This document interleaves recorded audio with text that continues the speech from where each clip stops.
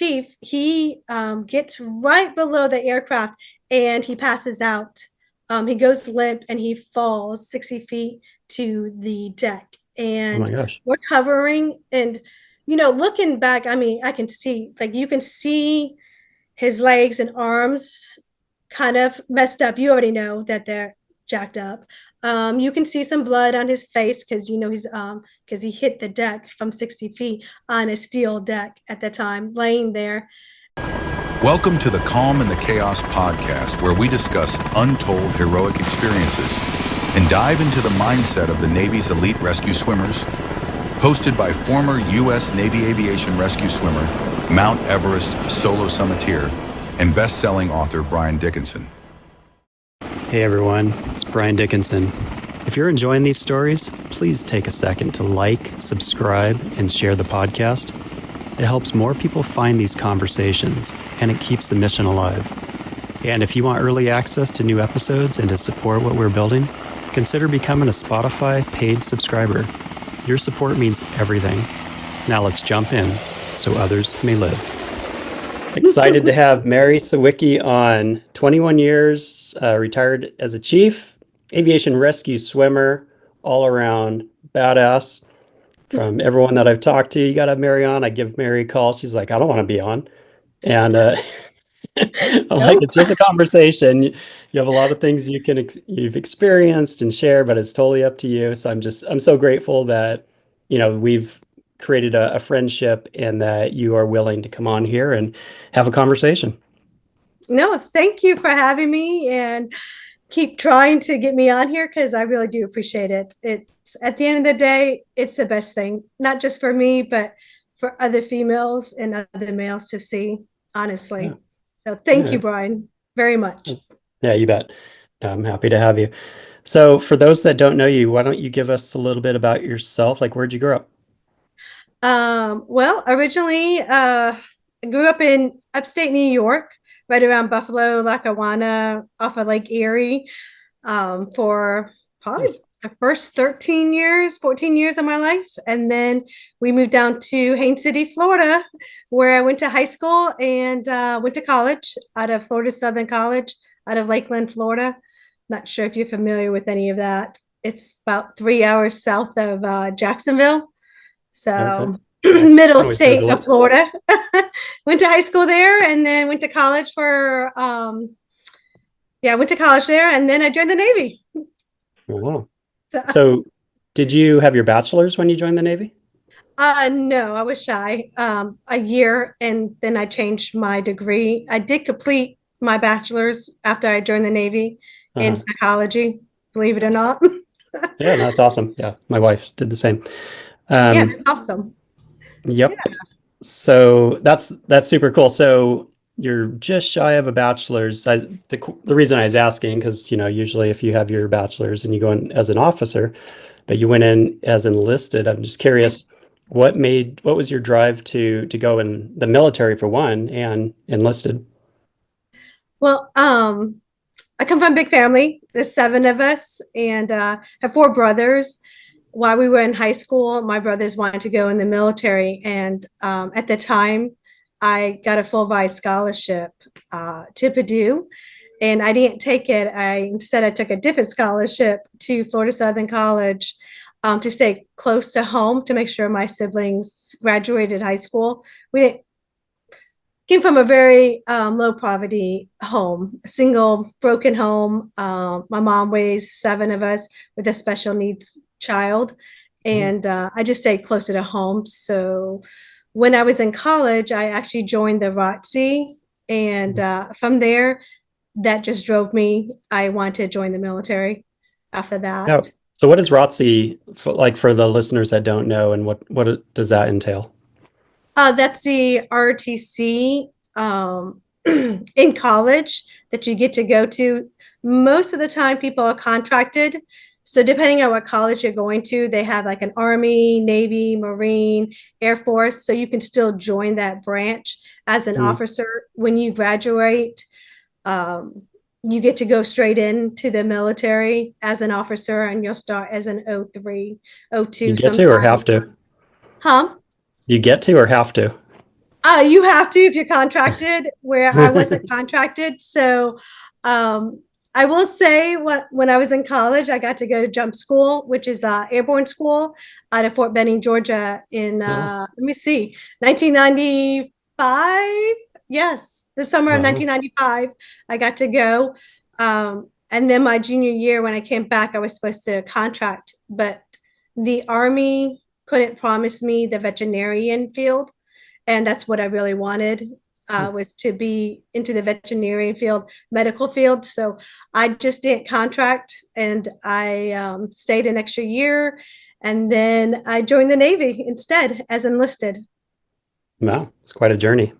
And it's pretty amazing that you made that life choice to and just had that responsibility and to stick around to stay local, because there's Purdue and then there's other colleges. That's a great deal, but your family's so important to you, and your mom obviously is a strong woman to go through that. And yeah, that's awesome.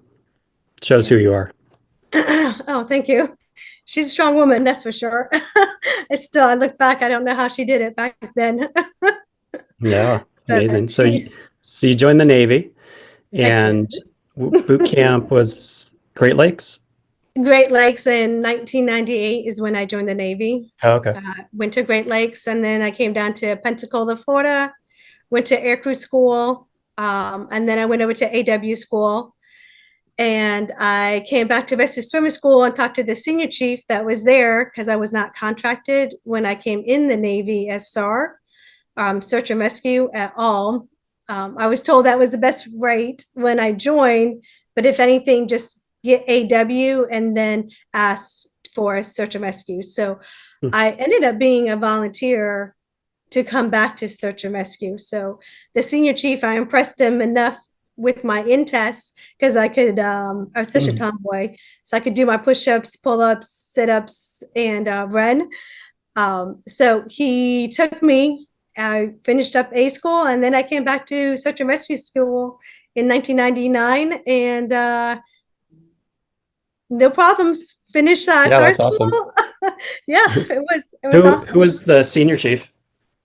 Senior Chief Turner at the time. Turner. Good job, Turner. Yeah, That's he's awesome. amazing. Amazing dude. Hard butt, but he was amazing.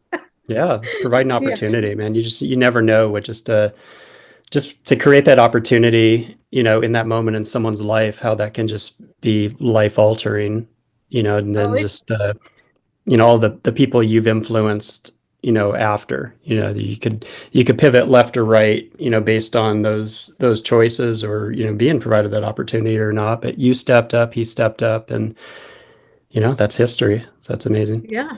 Yeah. I remember going through A school, some of the swimmers that were in my class, we would go to the college 2 or 3 times a week, and they would help me swim and make sure I could do my 400 yards and 500 yards buddy tow for the 4 months that I was there, because I stepped foot on a P3 back then. And I was like, oh, hell no, I am not being a P3 crewman. Nothing against them. It's just, nope, didn't want to be a P3. And I was like, I definitely want helos. So I made sure I could swim and get past all those tests. I was like, nope. Yeah. So yeah, take us through SAR school. Like how was that for you? It was hard. I was the only female in my class, and none of the gear fit. In case a lot of people don't realize, I'm 4'11", about 105 pounds, soaking wet. Um, so most of the gear didn't fit at all. Like the fins, I would have tendonitis in my ankles. Oh, wow. Like they're Yeah, I hard. think Melissa Uh, Dixon was on, and she had mentioned the same thing. And it's something that I'd never even considered. I don't remember. I know things didn't fit like great, but I yeah. wasn't 4'11" and 105 pounds. I was like 6'1" and 105 pounds. So Oh yeah. It back was then. it, oh my gosh. Um, the mask would always leak water in my face, just because I have a tiny face, so they just didn't fit right at all. But I want to say SAR school mentally wasn't too hard. I think because I went through airborne school, jump Hmm. school, um, years earlier, and that was a really rough school with the Army. Um, just because they weeded us out within the first 2 or 3 days of jump school. And I feel like the Army kind of broke me down and Hmm. built me back up. So by the time I came into the Navy a few years later, um, the exercise and the physical aspect of SAR I didn't find so hard. Like I said, I was a runner, I was in shape. It just the gear really kicked my butt Hmm. at that time. And then I remember doing my Maltese. They made sure to find like the biggest, heaviest dude ever. I swear he was like 250, maybe 260 at the time, just to make sure that I would be able, when I got to the fleet, to make sure I could tow Hmm. somebody or rescue somebody. Yeah. And which was amazing. So I mean, I did phenomenal in SAR school. And Nice. then I So did you make it graduated. straight through, or did you roll? I made it straight through. So, So that's yeah, great. So I guess you kind of answered it as far as going through airborne school. But is there anything else, do you think, just because there's such a high attrition rate, you're dealing with, you're the only female, going through in a male dominated rate, and that's hard in itself, like on so many levels that I can't understand. And just props to you for doing that. So there's a mental aspect there. There's the gear that doesn't fit. Like when you can't even have like the basic gear that you need to function. It's like the last thing, right? Everything else is so hard as it is. But right. when other people are failing out and you're not, like what's different about you? um, I'm gonna say I always go back to jump school. There was a female drill instructor, and I'm young, 20 something years old. I went out, probably drinking and partying, got up late or something. And I just remember her coming into my space where I was sleeping, and she came and talked to me, and she never raised her voice, and she just said, I'm disappointed in you. Of all the females, I see something in you, and you're going to go very far. And I always go back to just some of the things that she said to me that day, and I'm like, oh my gosh, like I need to be the example, set the example. And when I talked to Senior Chief Turner years later, of course, fast forward to years later when I talked to Senior Chief Turner, him looking at me like, you're not going to make it through here. And I just remember, okay, I know I'm a female, I'm 4'11", and my mindset was, I'm going to prove you wrong. I'm going to prove every single guy wrong just to prove you guys that, hey, females can do this no matter what size. Oh yeah. So, No, so that's awesome. I'm so glad and proud of you for doing that, because yeah, because that right there is the mental aspect where you could just turn around and be like, some dude's been there, done that, gonna tell you you're female, you can't do this, and you'll be like, okay, yeah, you're right, I can't, yeah, or like, I'm gonna prove you wrong, and even if I fail, I'm gonna prove you wrong. Like yeah, I'll show you who I I, am, and that's awesome. yeah, I would say the mindset was to prove you wrong, and you're right. Even if I failed, I still gave it 100% and knew that I gave everything, and I still turned heads and saying, "Wow, look how far she came." That's amazing. So Hmm. Yeah, good job. That's so cool. So in 98, were you guys doing jumps out of SAR school? yes, we Yeah. were. So how was that? It's wild, crazy. I was gonna say nervous, because it's so cool that you're in this huge machine that's moving, and you're so close to the water, and you get to jump in the water. Like, I don't know. I found it awesome. But then again, remember, I jumped from airplanes, so I loved it. I thought it was awesome.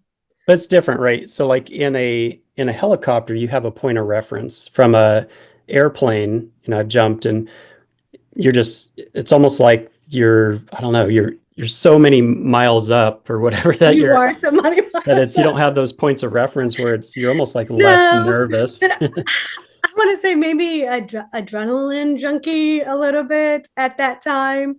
Um, we used to, with the Army, going back to college a little bit, we would scale a wall called air assault. So you would have the rope, and sometimes there would be no wall behind it. You would just jump off and then skid down to the Mhm. bottom. That was to practice with the helicopter. So I think a Mm. lot played in with me having some of that experience before I got to SAR school, because I was able to build on that that I had. Yeah. Uh, but Yeah, I I mean, think it's to me it's crazy that they don't do jumps until they get to like the FRS at this point, just because they don't have a helicopter squadron out there anymore. they don't. And depending on when you were going through that during the summertime, that water would be infested with jellyfish. So Oh yeah, a I lot of know. times we would have to cancel. They didn't cancel for us. So, but I mean, it was awesome. We got to go in there doing raft training and some other stuff in the ocean. So, Yeah. Yeah, I think yeah. that's so important just to the pool training, I mean, they make it as real as possible, but there's no replacement for the rotor wash, the sounds, the No, intensity, just, everything. So doing that jump, could be a disqualifier in itself. You just never know. yes. But it's like I don't know, the cherry on top. It's you just graduated and now you're doing jumps. That's like the final thing. It should be like this big reward. So I Yeah. don't know. Hopefully they bring that back. I know right when Um, they get out to, wherever they're going, their FRS, that they do jumps, I think, pretty right away. So I mean that's good, but I think they still go to A school and everything else in between. they do. Most of the time, I would say about 90% people are contracted. So they go straight from air crew to SAR school and then to A school. And once you finish A school, now while you're in A school, I will say they set it up. I think it was after, I want to say 2000, but it was set up by the time I went back there as an instructor, that A school twice a week would go to the pool first thing in the morning, and you would have the air crew instructors with the SAR instructors um, monitoring to make sure that all the SAR students got swims in, that they didn't go all 4.5 months without swims anymore. So Hmm. that way they're still maintaining their quals or swimming before they get to the fleet. Yeah. Or I should say the fleet replacement squadron now, you know, it Yeah. just, No, that's great. Good to hear. yeah, Yeah, yeah. because I went in 93. It was like as soon as you're done, then you're like going, we were in Millington, so depending on the time of the year, True. if we went swimming, it was, a 12 pack of beer and a belly flop from the high dive, is nothing mandatory. And then go out, do all your acoustic school, Sears school, FRS. And it's like, realistically, you don't have to touch the water for a long time back then. And that was a problem. Exactly. We'd go Yes. surfing all the time, call it open ocean swims. But it's it's good that I've talking to a lot of people. A lot of things are changing for the better, and I think that's just based on past experiences, and it's good to see. Yes, I will definitely say so. After I went to, let me see, where did I go from SAR school, A school? I went to Cali, San Diego, HS-10 to the fleet replacement squadron there. I was there for about 10 months. And then, of course, we did SEER before we got to the schoolhouse. Yeah, was And that fun? then SEER, yeah, it was fun. I can Said say no one that ever. now. I mean, I don't know. There was some parts I didn't like about it. Most definitely. Well, the last couple days. Yeah, right. Some was a shocker, I will say. But like I said, I think with the ROTC in college with those guys. They were a lot of those guys that when I was a freshman, they were a junior and senior. So they were prior Army that were coming back and going to college to become an officer. And they were like, no, they were very anti-female at the time. I can say that I joined this Ranger Challenge team, and I was the first female across the East Coast from Florida all the way up to New York to make the team. And they, like I said, they broke me down and built me back up. And I think that's where, besides my mom, that is where a lot of that strength comes from, because I knew that they wanted me to quit. And I remember going back to my barracks, even in the Navy, in with Army, going back to my room and just crying at night, being like, what is wrong? What is going on? Like, why are they doing this? But every morning I would get up and just say a prayer, thank God, and say, hey, okay, this is a new, fresh day. I'm going to start all over, and we're going to do this. We're going to get through another day, So I think that's my mentality too, also on top of everything else. So. Yeah, it's horrible that that's even, that any of that would even happen. I'm sorry that you had to go through that. It sounds like it's the 90s, early 90s, I know. different. I think well, I was in HS2, and on the Constellation we were like the last squadron. We never had females. There was a couple on the Constellation, my second deployment, but yeah, it's amazing to me that even in the 90s we're in that place in time where it's just, it's taken so long to have females who are completely more capable in a lot of senses to do these jobs. And you got the man in charge, so it's always been this way. And yeah, it's just I'm blown away by you and people like you that have paved the way, and with the blood, sweat, and tears, and just made it. And it's still not completely where it needs to be, but I know it's a lot better than where it was for you, because of you paving the way. It's 100 times better now than it was back in 98, and probably when you were going through, that's for sure. Most definitely agreed. Yeah. Let me see, where did I go from? San Diego. I went to Japan, Asugi, Japan, HS-14 at the time. Nice. And I remember there was a female in a class, 2 classes before me, and she wanted to go to Japan. She got the orders to go, but she started dating a guy, and the guy went to Jacksonville.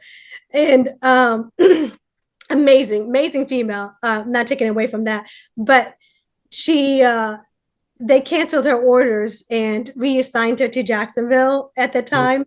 So when I came through and I kept asking for Sugi Japan, it was funny because the senior chief at the time, I don't know if you know him, Jack Giannini, he was in charge of HS-10 when I came through in 99.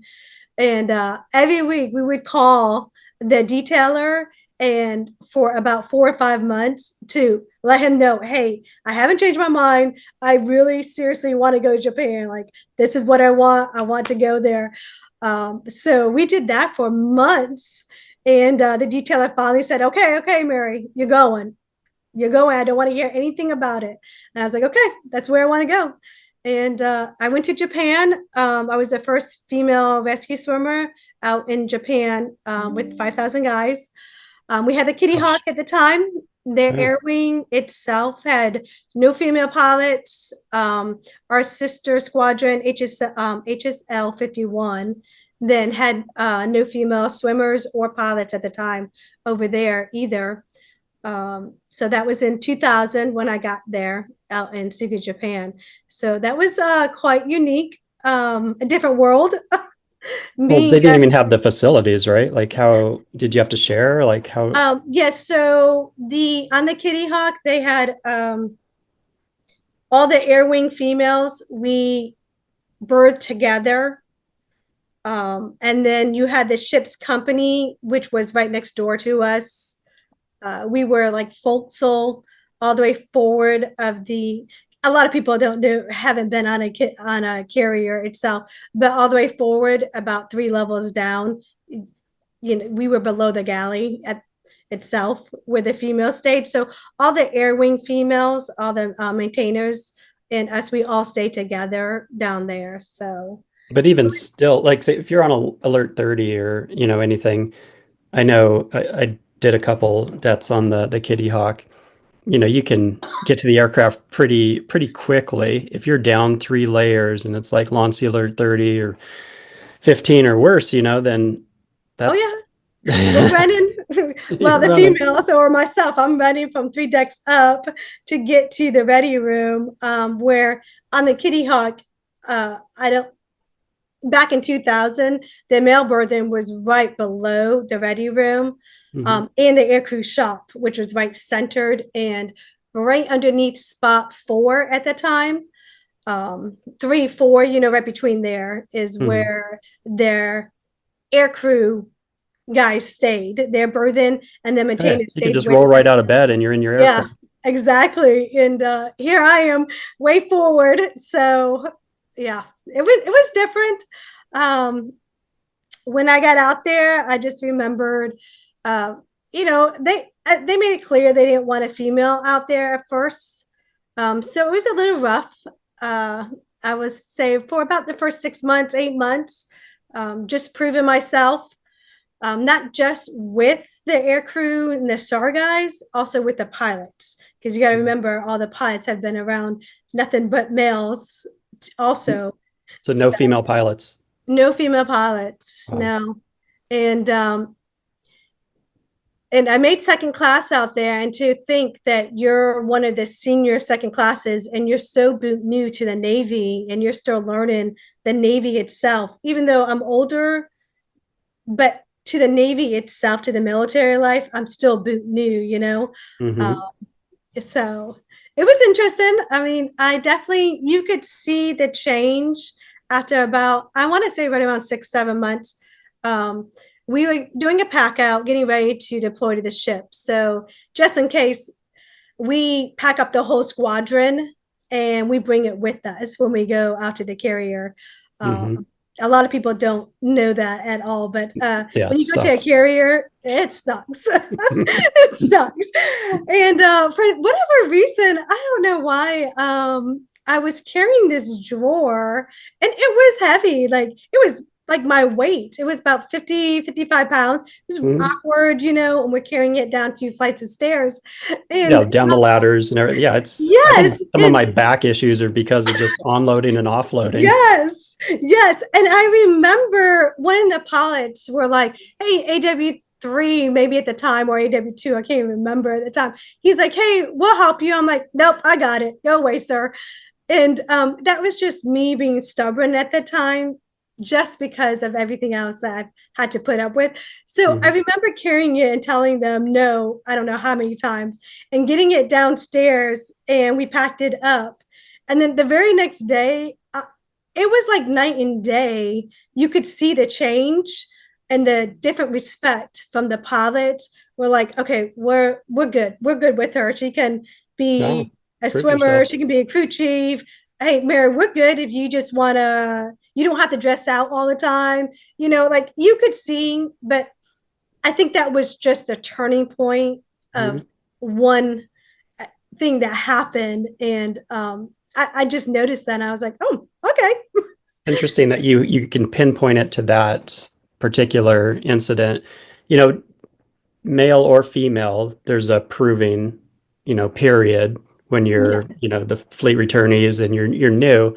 For you, it's elevated, especially the spotlight's on you. Yeah. It's unfortunate I don't know if it's tradition or what, it's just it's probably the same in business and everything else, but the fact that yours had to do with brute force and stubbornness got you through. So Yeah, whatever it right. takes. But Oh, hey, everyone, this podcast doesn't pay for itself, which is why I launched Kick Ass, Keep Calm in the Chaos merch line. It's not just about a slogan.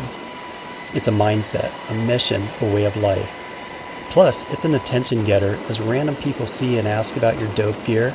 It provides an opportunity to share your unique story with others to help spread some calm across humanity. Every shirt, hat, or sticker you buy goes straight into keeping this podcast alive. The incredible guests and stories, and the impact of their experiences. Tap the link or visit shop.calminthechaospodcast.com to gear up today. Thank you so much for helping support the mission so others may live. Hey, I mean, it served me well back then. Maybe just because I was stubborn a little bit, probably for too much for my own good, but I was. Yeah, I've noticed. So as I've gotten older too, though, like in mountaineering, if I'm guiding people on like Rainier or some mountain, and younger guys will be like, I could carry the rope, if there's an area that we're off rope and rope, it's heavy. And, in the past, I would just like carry everything. Now I'm like, you can carry my whole pack if you want. Like, you Yeah, don't have why to carry not? rope. I don't care. Exactly. I'm wiser as I've gotten older. I know.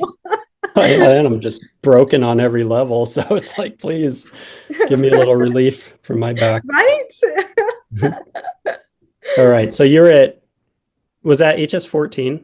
HS-14 at the time. Okay. Mhm. So you're out there. How long were you in Japan? A little bit over 3 years. And Okay. then the detailer had other plans for me. They wanted a female as an instructor. And since I did not agree to go back to HS-10, I agreed to go to SAR school, Nice. rescue swimmer school. So I was like, I will go there, but I will not go to HS-10. And they're like, okay, fine. So Why didn't you want 10? um, I did not want, because I feel like it's a washing machine at the time in Mhm. my career.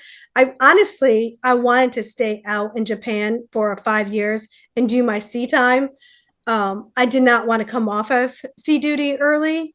Mhm. And that's the one hit against a female, I want to say, is because you don't have a lot of females. And as soon as you hit your 3 years, and back in 2000, they had the Guard 2000, um, where they could pull females or sailors, not just females, just sailors off of sea duty after 3 years and send them to shore if that's what they needed at the time.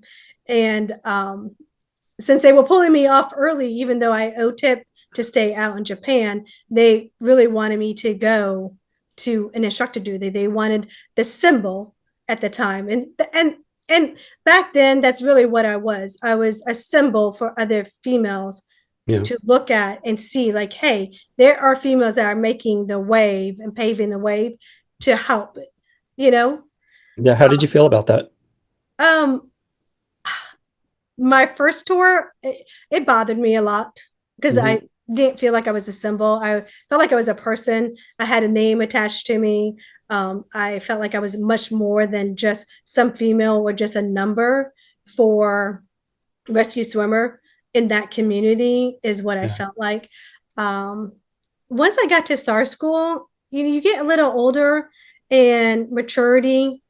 I think you wake up a little bit. You're no Mhm. longer, I don't, I just think I grew a little bit more. And then I realized, hey, it's okay not just to be a symbol, but if you're going to be a symbol, then do it in a professional, do it the right way. Um, Mhm. Change your character, help people. You want other females here. This isn't just about men. So if you're going to do all this hard work, then do it for the right reasons. Yeah. Yeah. That's tough because yeah, you can look at it from a lot of ways. I'm looking at it from obviously the outside looking in and just can't relate at all. And I get it. You're young and you want to prove yourself. You want sea duty. Like I would personally give up sea duty any any day because I Oh, yeah. hated Looking being on the back ship. now, of course, I'd be like, hey, I'm done. Send me back to shore. Yeah. Um, yeah. But yeah, you're a symbol, but you're also Mary, and you are a person, and you're very capable, and it does suck because in the time you need that symbol, but you're so much, if you marginalize it down to that, Hmm. you're just going to go in circles, and you're going to be pissed off. But the Oh fact that yeah. you were so influential and you had to walk that out, and now with the wisdom looking back, you get it. But yeah, in the moment, that's really tough. But because of you and because of your role and because of everything you've done, man, you just look at the effect that you've had of, I guess, sucking it up, doing it, maybe something you didn't necessarily want to do at the time. But I think the outcome has been very positive. I know you Mhm. can prove me wrong if you want, but that's just Oh me. no, positive, positive all around, not just for me, but for other sailors, male or females. Definitely made an impact. Yeah. Um, yeah. And Well, I just remember I had always thought about just coming in for 6 years. And while I was out in Japan, I'm going to say it was about a year and a half out there. Um, one of the first classes made chief. Phenomenal, phenomenal. I mean, we're still good friends to this day. I'm not sure if you know him, Marty Jimenez. Uh, amazing, amazing dude. And not to take away from any of the other first classes that made chief out there, because we're still friends to this day, and we hang out. We're still a small, close community from HS 14. Um, mhm. but I saw some of them make chief, and I was just in awe, and it made me realize I did not want to put in an officer package. Like my brother and I both agreed we were going to put one in. He went officer. I decided to stay enlisted, and I my goal. I had changed my goal and my mindset that okay, I want to make chief, and I want to do 20 years. Like this is my career now. I Mhm. was like in love with the rescue swimmer community. I loved my job, the helo, I loved what I did. And like I said, when I got to SAR school, that's when everything changed too, because my mindset changed on what I wanted the outcome to be, because I knew I was going to do this for 20 years. So that change started in HS 14. So, Yeah, yeah. that's so cool. So how was it being an instructor at SAR school? Was this the old building or did it get No, wiped out? this was the old building first before I got destroyed in Ivan in 2004. We Mm. had Ivan. We went through several different hurricanes when I was at Rescue Swimmer School. I went through Ivan, Dennis, Katrina. But we were in the old building before Ivan hit in 2004. And um, it was, I don't know, I guess I just take every day like new. So I try not to fester or hold on to anything bad throughout my life. I say that with a Yeah, grain yeah, of easier salt said too, than done. to get it done, because you bury a lot of stuff. You're frustrated maybe in the moment, and you bury a lot of stuff. It was a lot of old school guys at the time. So some of them never worked with females at all. Hmm. And I Do you was want to this call them out by names and trash them? No, I don't, because I love them Okay. all, and we still talk to this day. I would Okay. never do that to those guys. Yeah. And even This though is your podcast. You do whatever the heck you want. they might have given me a lot of crap, but at the end of the day, when I look back, it's all out of love and respect. Because when you look at it, yes, they were rough and mean to me. I think they were trying to see my breaking point at the time. And sometimes I would give them a breaking point, sometimes I wouldn't. I was a type of female. I didn't show a lot of emotions where I would cry. I literally did not cry in front of males or men at the time. So I think they had to adjust to that, where yes, I would just be as bad as a man or worse than a man, like mentality thinking. I would be frustrated, angry, and just walk out or just yell at them. And then, I'd be okay. It's just like how most guys are. Hmm. But no, they respected me at the end of the day. I can honestly say that. And I brought a lot of stuff to the table. I ended up being one of two instructors that were dual qualified there. I could instruct aircrew school and rescue swimming school. So sometimes I would go back and forth That's when they cool. need. to exchange instructors if they were low or limited. And What'd then you like better? rescue swimmer school. Biased. I am biased. Air crew is so fun though. Like it's just No, Disneyland. air crew is fun, but it's not the same. Rescue swimmer school, you're hands on. You get in Yeah. the water with your students. You PT with your students. There's certain things that it's very hands on doing rescue swimmer school. Air crew Mhm. school, you are more. I don't want to say like a bus driver, but you You just you're did. yeah, you're marching them from point A to point B. And then when you're at the time it was Navy, oh my gosh, I can't think NMT and something Navy training. Oh, Navy Marine training, because we had Marines back then. Hmm. Yep. So most of the time when you were at the NMT, you were inspecting all the rooms. All Hmm. the students came to you with their problems after hours, because we stayed there 24 hours when you were on duty. Uh, Hmm. so, NMT shut down at 1600, but then if you were on duty, you ended up staying.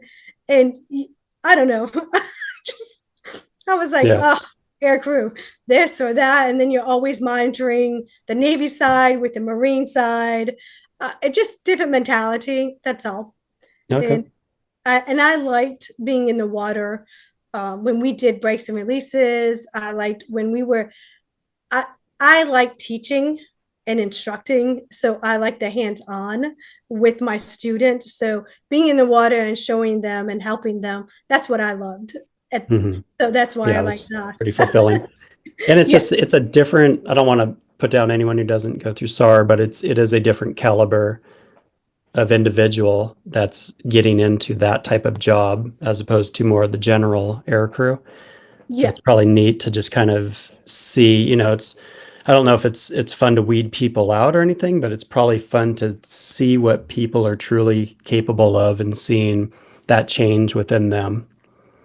yes, yeah, and I liked it. So, and then when Ivan destroyed our building, we actually moved into the aircrew building, and then we shared their pool, the aircrew pool, which at the time was building 3828. So that's a building we shared with them for almost 2 years. I want to say we finally broke ground right before I left SAR school Mm. in 2006. And I think it was officially done in 2007. So the SAR school that you see now is the one that was built when I was there, that we were waiting for. Okay. So, and And that's holding up strong unless something wipes it out. All right. So oh, yeah. from there, where did you go? Because you have a couple experiences you wanted to share as well. Oh, yeah. So from there, I decided to go to the Romeo HSM world because they were implementing bringing in new 60Rs, the 60 Romeos at the time. And I ended up being the first female in the fleet to stand up HSM 71. So I went to California, San Diego, California. So I went to HSL 41 at the time as a Cat 2 student, just to go transition. It wasn't very long, it was just a few months. But while I was there, I was doing both 41 and 71 because we were still standing up 71, which was the Raptors at the time. And that was the first fleet Romeo squadron in the Navy. And we deployed off of the Stennis. So I was there for over 3 years. Let me see, 2000, yeah, to 2010 for 4 years. From 2006 to 2010 for 4 years, I was there.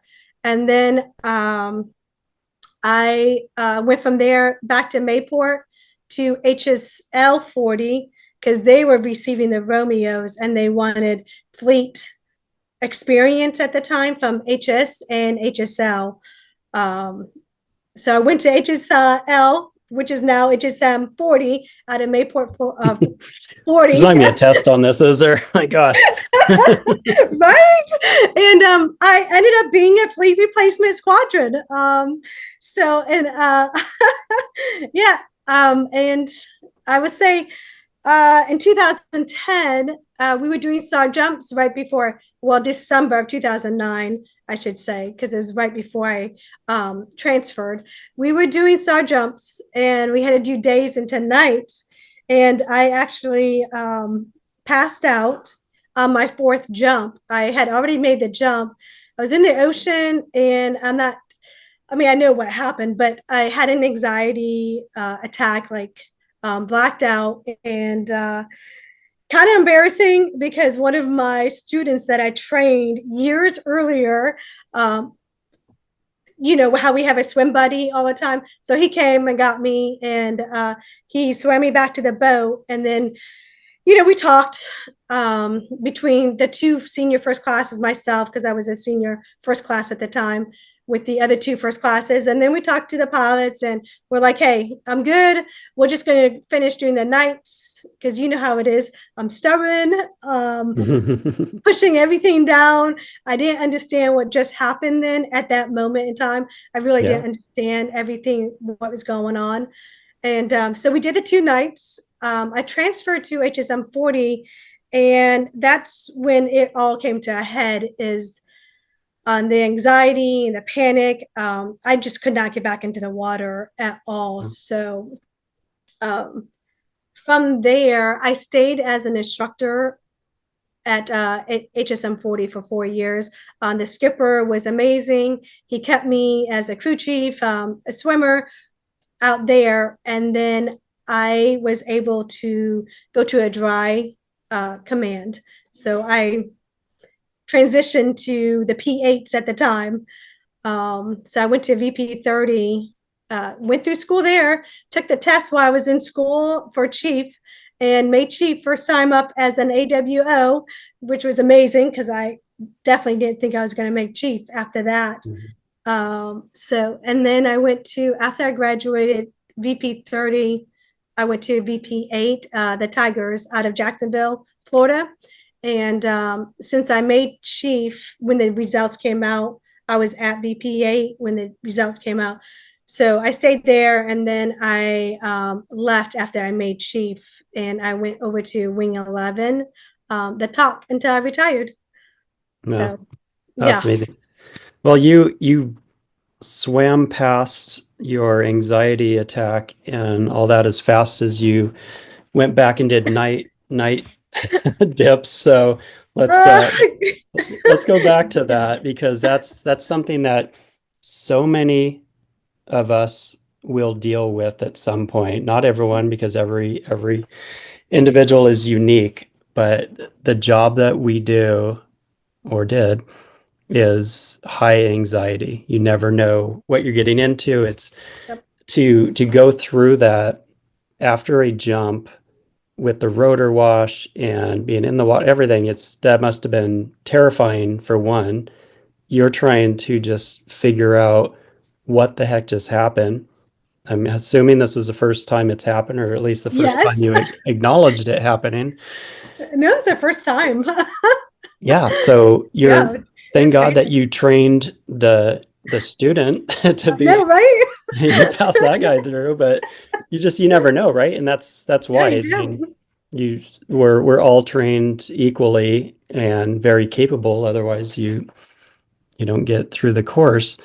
But yeah, that's just terrifying. I mean, I've had anxiety attacks, panic attacks doing like night DLQs, when I was in Oh during my gosh. on Yes. NVGs and it was raining and yeah, yeah, I think I've probably mentioned the story about, Chris Valdez.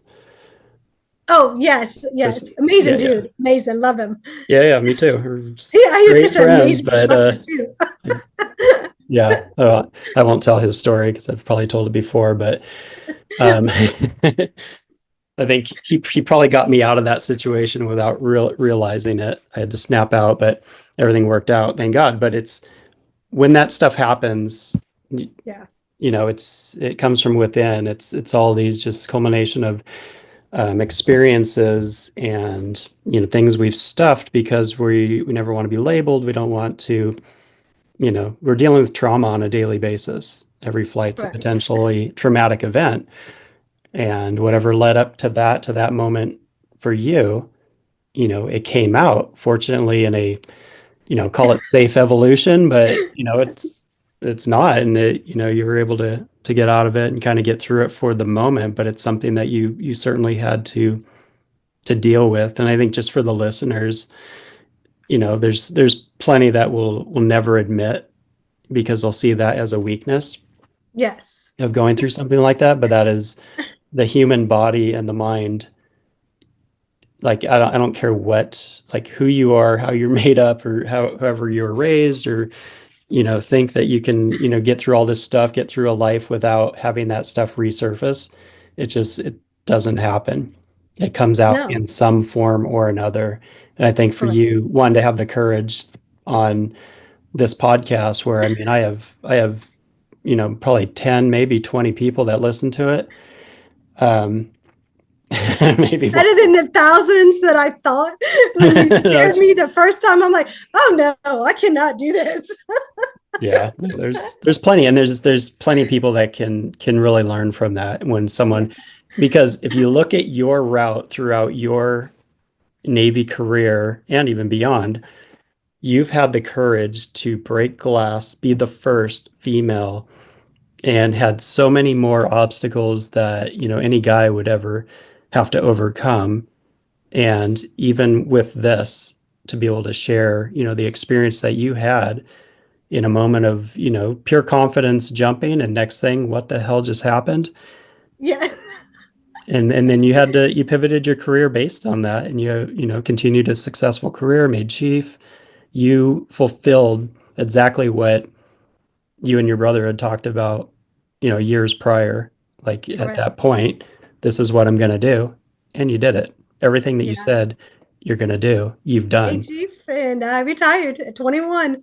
So, No, it's awesome. um, but Well, now what? So what type of SAR kind of experiences did you have that you want to share with the guests?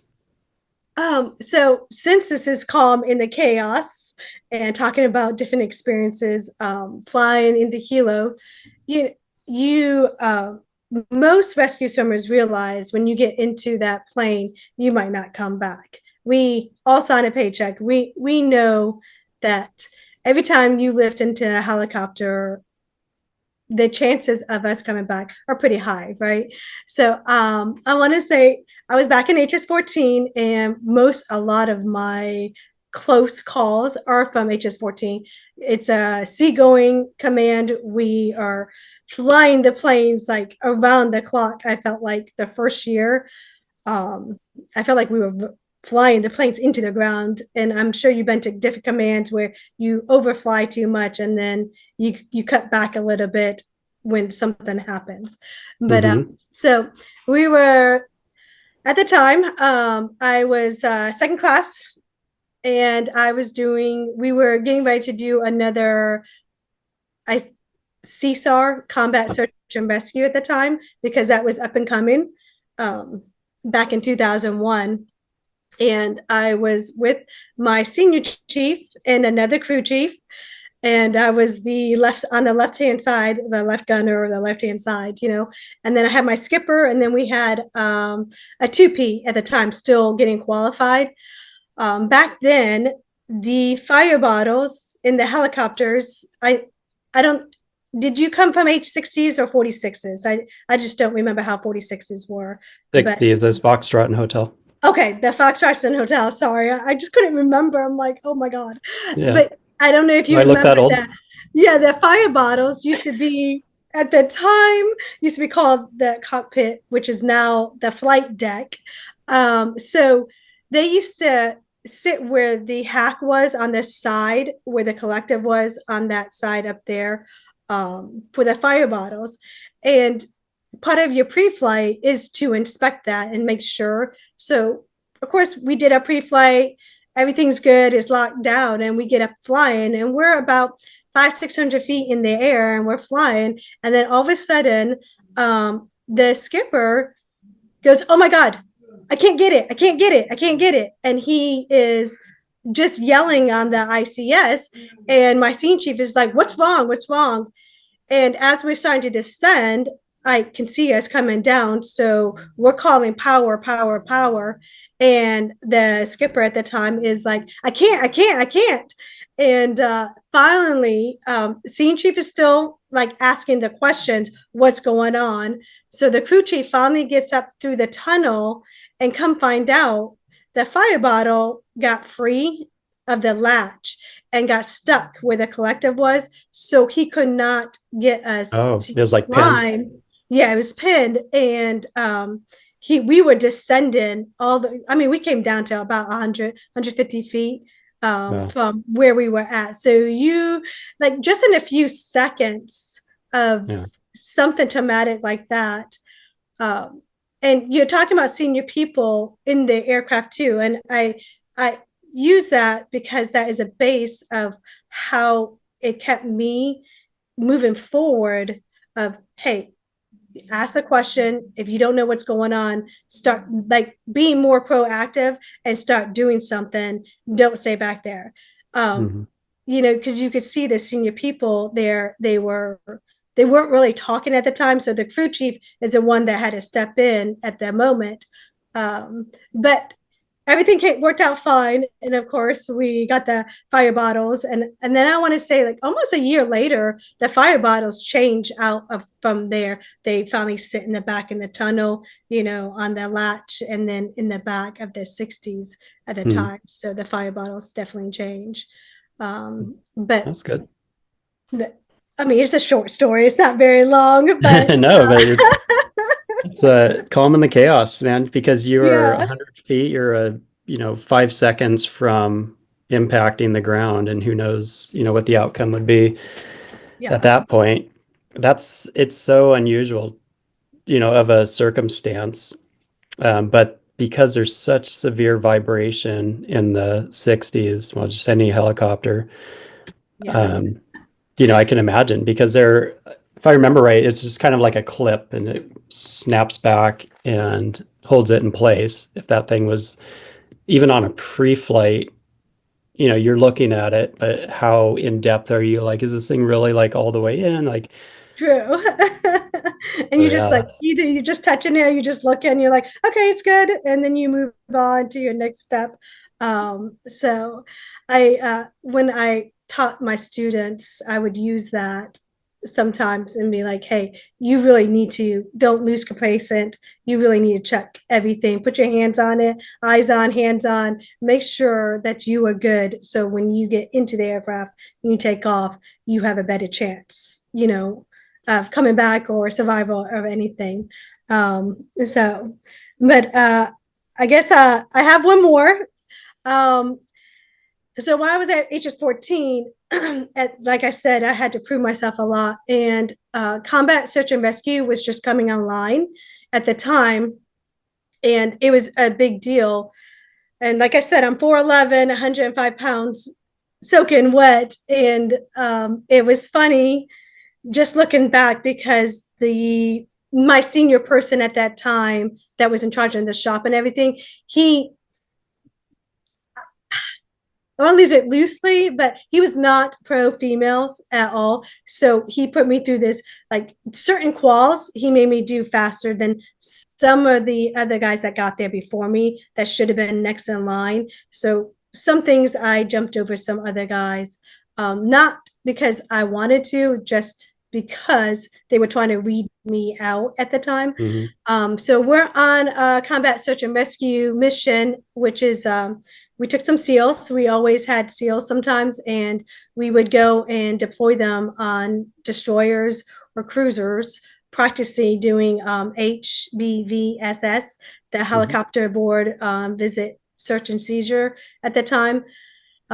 So we're out and we're doing nights, and you're on NVGs, and we had just deployed both sets of SEALs. So there's my aircraft, and then we have the other aircraft at the time, and we deployed both of them. They go do their stuff on the deck, and we're flying around, because we have our M240. We're armed as if we're actually going to do this in real life. hmm So we're Like an flying around. Overwatch. Yes, so we're watching on both sides of the destroyer at the time, and then the SEALs come back out, and we're getting ready to lift them up. So my plane, my helo, we were covering first while the other plane, Scene Chief and the other, I want to say Rudy Signs was on that one. Amazing dude. He was on that one. And they came in and they were picking up the SEALs. And at the time, the SEALs don't have to strap into the rescue strap. So it's that red buoyancy that goes around, and you don't have to put the arm restraint on them just due to the fact that they're SEALs. So they can just hook into the strap and just like put their arms over it. Well, the chief that was riding up, there's two of them. So two of them started going up. And I want to say he was the one. So you have the one guy right here, and then the other guy that they hang a little bit lower when you're coming up through the rescue on the hook. And we're hovering about 50, 60 feet because, we hover pretty high up also. So the chief, he gets right below the aircraft and he passes out. He goes limp and he falls 60 feet to the deck. And we're covering, and looking back, I mean, I can see, like, you can see his legs and arms kind of messed up. You already know that they're jacked up. You can see some blood on his face because he's because he hit the deck from 60 feet on a steel deck at the time, laying there, and we can't come in to get him either. So we're talking back and forth between the two aircraft. Hey, are we just going to let down another swimmer? What do we want to do? And then we start seeing the other SEALs come out. And this went on for, I want to say a good minute, 2 minutes. It seems like forever, but I really think it was just like 60 seconds, maybe 90 seconds. And then the SEALs finally get out there because everything's cleared for them to get out there. They don't have the rotor wash. We're off to the side. We're off to the side so they can get out to the deck. And the guy gets up. Finally, he's not unconscious anymore. He finally stands up and he limps back inside the destroyer. And yes, he was, we evac'd him to the beach where he went to the hospital. And yes, he was out for quite a few months, but he recovered just fine. But doing that, we didn't know what happened at all until the next day when we found out. So a lot of things change with how we lift SEALs now too, also. But the chief had a new sling with his M4 at the time, and the way he tightened it and adjusted it, it went around his neck. And to nobody's fault at all, it cut off the airway. So as he was approaching, it kept getting tighter and tighter, and he couldn't get it because of the way he was hanging. And then he just slipped through because his arms were over the rescue. Oh, sure. Yeah. Yeah. So, when you go limp, you're just going to slide right through. Yes. So my plane we ended up going back, and the other plane stayed to evac him to the beach. So were they able to land, or did they have to put him in a litter and hoist him up? No, they had to put him in a litter, and they evac'd him over to the beach. So yeah, that's wild. These are there's so many stories like these that never make the highlight film because we were doing SAR and wrapping some SEALs off for fast roping, and one went right off the side of the ship, and then Summer gets a rescue. But it's like kind of caused that, but life happens. Yeah. Let's respond. Let's do our job. But yeah, that's scary, and that's crazy. So yeah, who would have known, right? Like an M4 strap is cutting off his breathing from you guys. It's it's just daily operations, hoisting someone up, and next thing, someone just fell through. That'd be terrifying in itself. And it's crazy because they get to test out new gear, and we as helos, we don't get a say in that or anything. It's their gear, so they get to test it out, and it's crazy how that happened. So yeah, don't they usually have like a lifting? I don't know if it's D ring or V ring or whatever. It's like a D ring. It's pretty thick D ring that they have. That they will use. Yeah. Yeah, I don't remember ever doing like a strop or anything, but Yeah. everything changes so often. But yeah, no, I'm glad that, that could have been very Could have been 10 times detrimental. worse. Yeah. Yeah. Yeah. Yeah. You land, break your neck. Being, a lot of times like drunk drivers, the ones that don't get killed because their bodies are so relaxed, he being passed out might have actually saved his life. I think so. Especially from that high of an altitude onto a steel deck, not into the Mhm. ocean, but the steel deck, you know? Yeah. Um, so, because if it Yeah. was into the ocean, we might not have even found him if he was passed out because he wouldn't have surface. Yeah. Um, True. Yeah. He's then, pretty weighted down, I'm sure, with all yeah. his With all weapons the and gear ammo. that they wear, like 70 pounds. Of just ammo. Like it's just magazines, just Oh, yeah. filled. Yeah. It's Cool, cool, crazy. Mary. It's crazy. So being a SAR swimmer is the ultimate form of serving others, and you've done it for 21 plus years. Um, how in your life now on the civilian side, I know you're still working, for the military.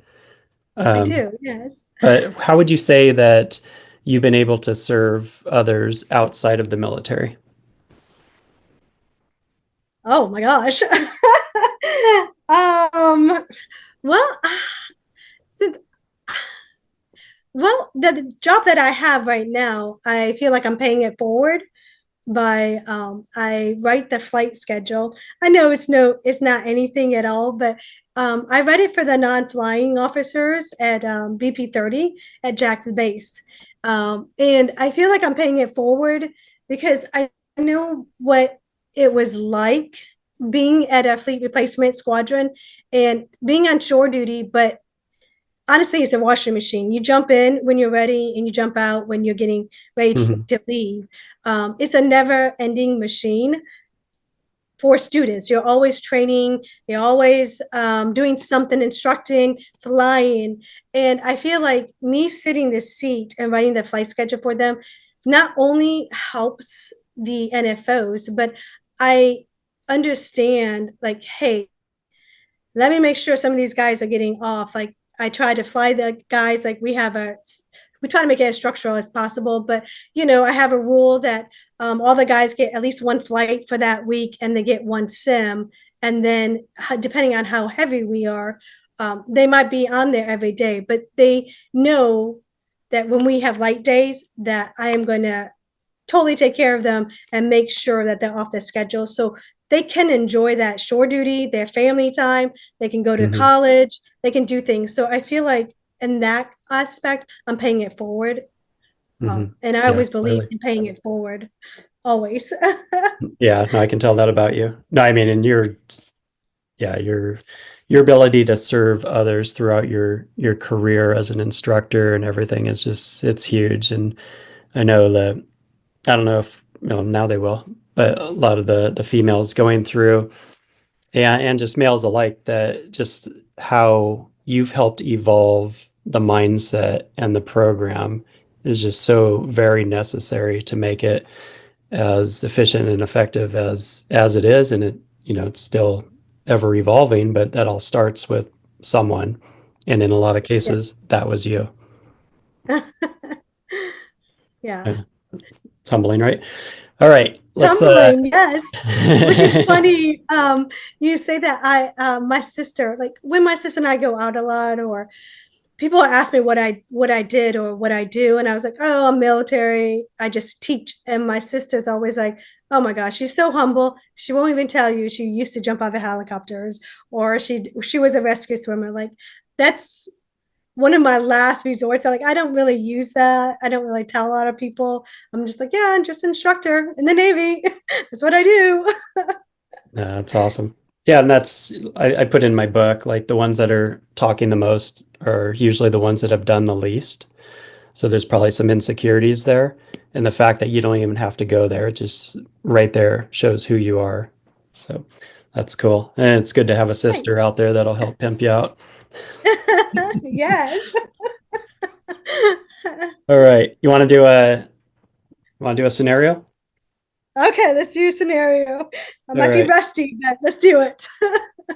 Yeah, well, maybe, but it's all fun. So it's just what's the mindset of Mary Sawicki? All right, let's do a tornado aftermath search and rescue. Okay. Okay. The scenario: a massive tornado has destroyed an entire town, ooh, leaving people trapped under rubble and stranded in floodwaters. You're the rescue swimmer. What's going through your mind as you're launched? Oh my gosh. Um, a lot of stuff is going through my mind. Craziness going through my mind right now. What kind of objects are out there? Where are they at? Are they in the water where it's all dirty and has a lot of bacteria and stuff, or are they safe on a roof right now? You're looking to see if the kids are out there. You want to make sure you have a basket because we fly with baskets now too. So That's cool. definitely baskets are the way to go now. Where in 2000, you didn't always have that, flying Never with did. them at all, unless you were in like the hotel. But you Even really then, didn't we have. didn't. Yeah, you had this the stroke at the time, but now you have better litters and you have a basket now. So that way you don't have to put your swimmer in danger unless you really need to. Because at the end of the day, you want to make sure you bring your crew home. Yes, you want to save other people.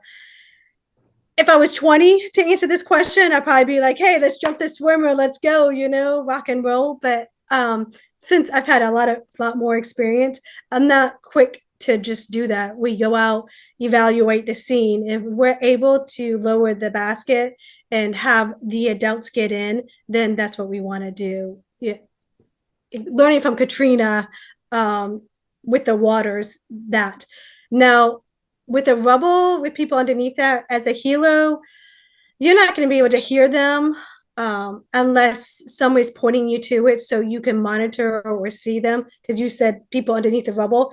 You, Yeah, I did. Yeah, good memory. you're, Yeah, I already forgot. well, I'm just gonna say, like, you're unless they're sticking their hands out or something, or somebody's waving at you, letting you know, like, there's people underneath there, so you can call radio and get help for the ambulance and the police and everybody that's on the ground to help you. That's where I would go with that too. Mhm. I'm not quick to jump my swimmer though into an aftermath of a tornado right away. Uh, but Yeah. it's all each scenario is different. You have to go out there and see what's going on first, and then Yeah. decide. I think it's smart to know the capabilities of the different assets. And if a collapsed building, rubble, if that's not, sometimes it's last resort and we're going to, do what we can, but there's other assets out there. So utilizing that. So, no, you did really good. You saved them all. It's very impressive, Mary. Yay for me, right? Well, You're so funny. Mary, you've had incredible experiences, beyond, a lot of people I've talked to. So I'm super proud of you and just who you are and just to have you as a friend. Based on your experiences that most people will never understand, never have to go through, what's a bit of wisdom you want to leave with our listeners? um, I have two. I say it You can all the only have time. one. As Oh many my as you gosh, want. Go for to pick. it. I always say like tomorrow's not promised, so live today to your fullest. Yeah. Um, and uh and the other one is I tell people just live simple, laugh often, and just love daily. Like if you do those things, your character is going to precede you. You're going to be humble and you'll be able to make waves that way, um that those are my That's my two biggest things. I love it, man. And if everyone could do that, everyone who's listening, do that today. Just try it today. And let's see if, life is better. There might just be a glimpse of like, wow, it's so simple, but so Yeah. hard for people to do because we have so much clutter that's just coming at us at all time. You have to release Yes, that and have the courage to be happy and know that every day is a gift and it embrace is. that. And a lot of times it takes losing someone or getting a bad call or diagnosis for us to realize that, or near-death experience. Don't wait for that. Man, today is that day. Just enjoy life. You're worth it. And yeah, great wisdom, great advice. Well, Mary, it's such a pleasure to have you as a friend and to have you on here and just to share your amazing experiences.